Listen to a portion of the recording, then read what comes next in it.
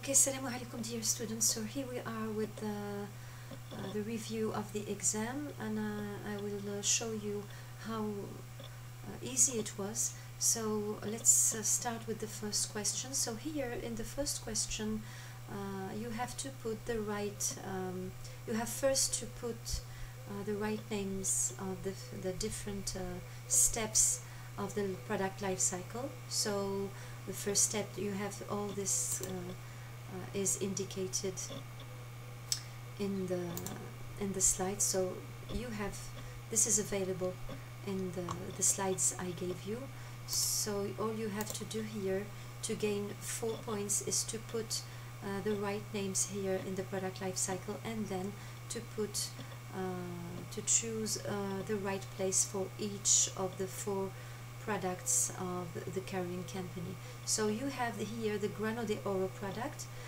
Grano de Oro, it is said, so you have some information that you have to use. It is said that Grano de Oro coffee is the first coffee, and it is still the main product, and it has always been sold. So what it means, that it is not a new product, and it is still a product that is well sold. So this of course makes it in the maturity phase here, because it cannot be a new product, it is not a newly launched product, it is not in the phase of the growth, and it is not a product that is declining. So Grano de Oro should have been placed here. Then you have the second one, Grano de Oro, the iced coffee. So the latest is the latest. The latest means the latest coffee drink that is developed. The latest is the iced coffee, which has great potential market, which means that it is a new one. The company is developing a version of iced coffee in cans sold in grocery stores. So the company is developing means that it is a product that is in the introduction strategy, the introduction phase, excuse me. Okay, so iced coffee in cans should have been put here in the introduction or the launch phase. Then you have Brisa. What about Brisa? So the text tells us that this is the soluble coffee under the name of Brisa, but it also tells us, so you should really have you should have taken enough time to read carefully the text. So the Brisa here, there's a sentence here that tells us that the food risk associated with the soluble instant coffee, which is the coffee that is sold under the name Brisa, is decreasing. The risk associated has an impact on the sales level, which means that people are perceiving it very in a negative way, which means that it is decreasing, and it is in the decline phase. So the fourth one that is left, there's just one left, which is Mocha, the capsule, and it is said that it is increasing, and the only here, when you see the curve, the only phase where the curve is increasing is the second step. So you should have put Mocha here. So if you have done this, you have already guaranteed 4 points in the whole scale. Let's move to the second one, the second question, which is related to the brand naming strategy. So as you can see, you have 4 brand naming that is suggested, and the answer is all, of course, in the text, in the slides I gave you. So of course, as you can see, a family brand is a brand that sells the same products, I mean in their nature. So here is the corns, the cornflakes, you have Kellogg's and you have the different brands. You have the Kellogg's, which is the main brand, the company brand. It is called Kellogg's, and the company has different names for each product, but the whole is related to cornflakes. So of course here the right answer should have been family brand. Okay, so then you have, according to the information on the text, what is the type of buying behavior related to the coffee purchase? Okay, the buying behavior is mentioned in the, I think it was the fourth chapter, and in the fourth chapter you have this matrix that shows clearly the different types of buying behavior. And of course you have to you need some information to identify which buying we are speaking about here. So the information you need are informations related to the differences that are perceived within brand and the degree and the level of involvement. Okay, so those information are provided, of course, in the text here. I think the study also showed that consumers perceive significant differences between coffee brands despite being little involved during the purchase. So we have low involvement but high perceived differences, significant differences between brands, which correspond to the variety seeking buying behavior. So the variety seeking buying behavior should have been the box that you to tick. Okay, so this was the right answer. What is the distribution intensity strategy for Grano de Oro? So as you can see here, I am asking about the distribution intensity strategy, and this is mentioned in the fifth chapter that dealt with marketing mix. I think this is this one. So you have the section about the distribution, and in the section you have a very clear slide that explains the different types of distribution intensity, so the different level of intensity. And of course when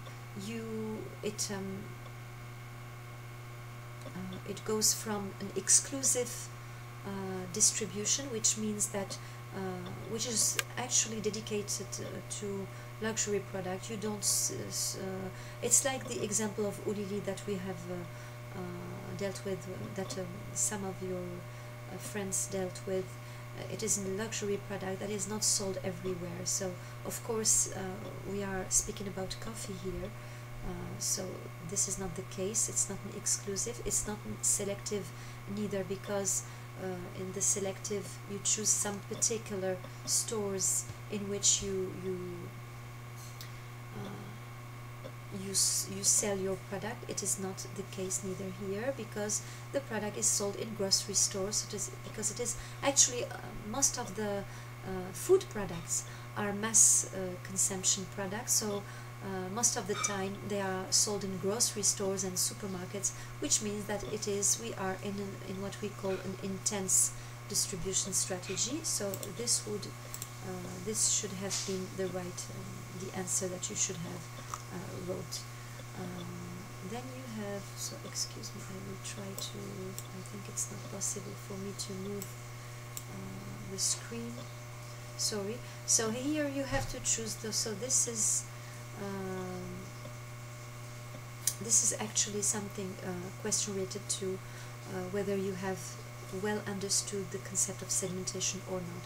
So what we will do is that we will go from the last one to the first one and trying to find which one does not have incorrect statement. Okay, so let's see the last one. Segmentation is the stage of the marketing strategy, which consists in obtaining homogeneous, sorry you cannot see it, but I cannot move the screen. So obtaining homogeneous segment in order to define a unique position suitable to all segments. So in this statement we have two parts. The first part is correct because of course segmentation, the purpose of the segmentation is of course to obtain homogeneous segments, but it's not done in order to define a unique positioning, because it depends on the targeting. So this is not the purpose of segmentation. So this statement is of course wrong. Let's see the next one. Segmentation consists of dividing the market according to socio-demographic criteria to obtain consumer groups belonging to the same social category. So this is actually wrong because it restricts the segmentation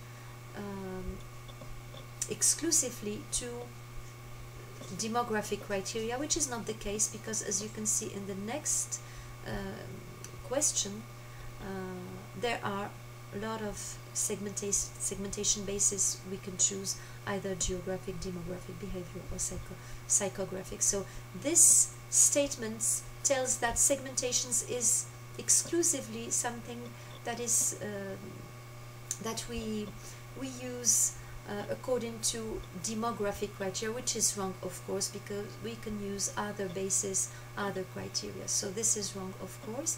Segmentation is the strategy of dividing the market into homogeneous groups. So this part is correct, to allow non-differentiated targeting. So the second part of this statement is wrong. It is not correct, because of course we need to have homogeneous groups, but not with the purpose of non-differentiated targeting. This also, when we segment a market, it is not to have an undifferentiated targeting. When we segment a market, it is the opposite actually. We segment a market because we most of the time when we segment, it is on the purpose of choosing different segments and having different products for each segment. So this is of course wrong. The second part makes the statement the one that you should not choose, of course. So the only one left should be the correct answer, as it says segmentation is the process which occurs upstream of the marketing strategy, of course, as you should have kept in mind, because in the strategy we always start with segmenting and then we choose the targeting and the positioning. So it is something that is done upstream, beforehand, before choosing your strategic elements, and it consists of dividing the market into subgroups, which is correct, likely responding to the same marketing actions. So when we do segmentation, we do it on the purpose of obtaining those segments that are homogeneous, in the sense that they respond similarly to a marketing action or a marketing strategy or a marketing offer. Okay, so the first statement was the correct statement. Then you have to choose among the segment criteria that have been used to identify the segments here. So of course the segments are described in the text, and they are described according to the way they use the coffee and the purpose they use it. So what it is described here is it's their attitude or their behavior, the way they use the coffee, which is not related to geographic. The way they use is not geographic, is not psychographic. We are not describing the psychography, the psychology of the consumer, and of course nothing is no information is given, no information related to demographic is given, but however we find here information related to the way they behave and the way they use, which is behavior actually. So of course here you should have been you should have chosen behavioral. Okay, this was the correct answer. And then I ask about the marketing study that has been conducted here, and I am asking you to describe it and to tell me whether it's primary or secondary, qualitative or quantitative. And I gave you, actually I gave you a clue here, because I wrote that it is a survey. Actually at the beginning I was thinking just to rewrite a marketing study here, but I told to myself, okay, I will give them some clue, and I will write survey, which really indicates that it is a quantitative study, as it is mentioned in the I think in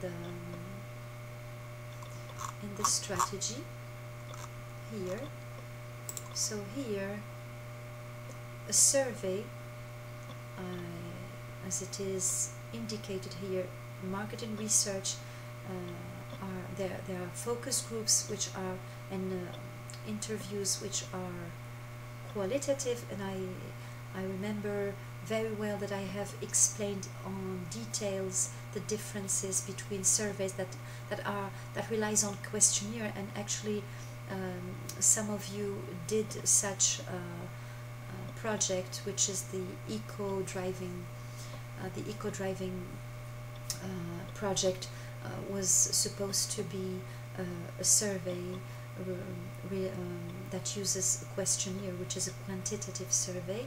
And actually you have other clues that indicates that it is a quantitative study, because here you have numbers, because it is said in the text that the company that the three conducted a marketing study that identified segments, and here you have numbers, you have frequencies, percentage here, which means that it is quantitative. So of course it is quantitative.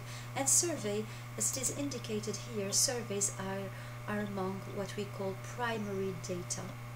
Okay, so you should have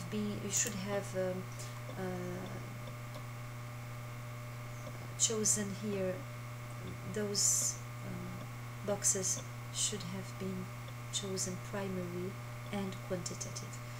And this leads us to the last question related to the marketing strategy, and I made it very clear in the question, in the way I wrote the question, and also during the examination I really insisted that you have to describe the steps of the marketing strategy and the steps of the marketing mix, and then you have to explain how you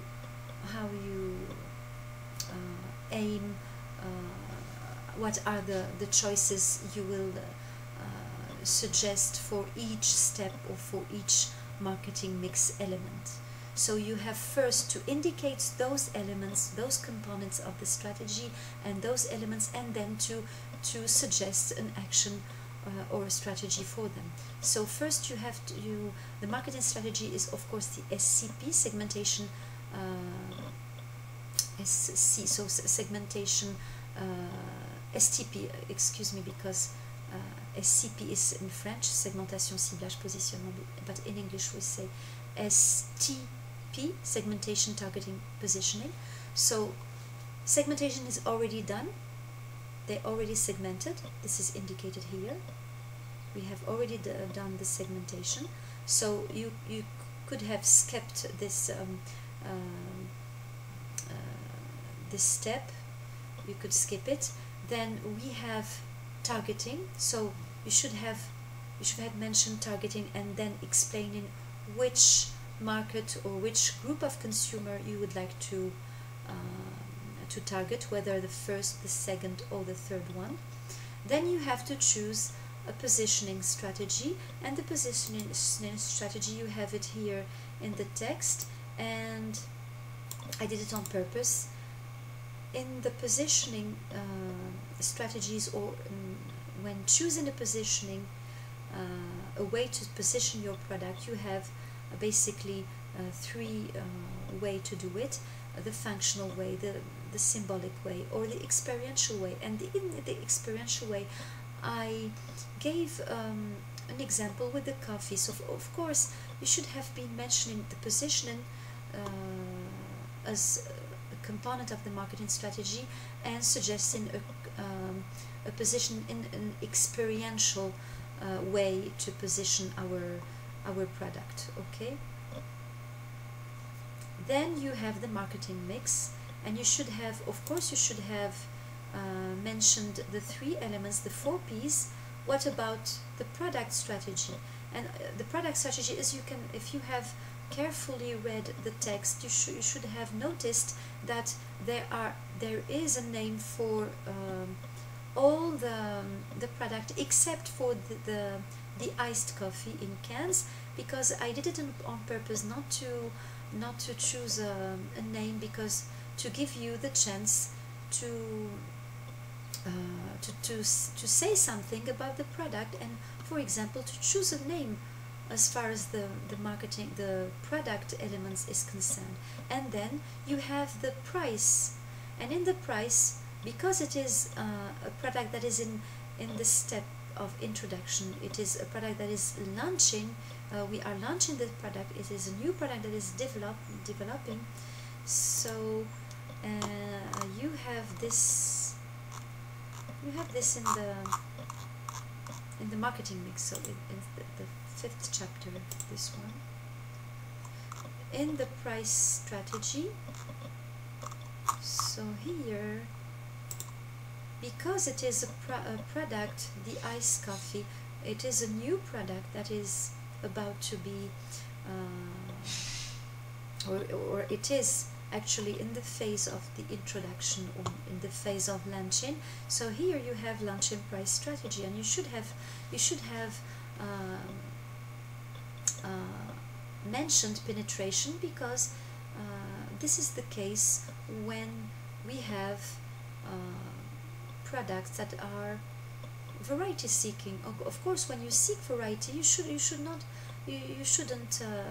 make a skimming strategy, because skimming strategy is dedicated to luxury product or innovative technology, high-tech products, etc. So penetration should have been the launching price that you should have mentioned. Then you have the distribution and the communication. So distribution, you can just suggest whatever you want as a point of sale, grocery, supermarkets, and the same with communication. You could just have mentioned, we can do a communication that is focusing on the experiential positioning, or a market, or just a promotion. You can also have mentioned the promotion as a tool to trigger the consumer. Okay, so basically this was how you should have answered, and I think that you can be aware of your mistakes, and I hope that most of you will validate. And also this is very important, because the grades you will have will not come as a surprise. So thank you, and Assalamu alaikum.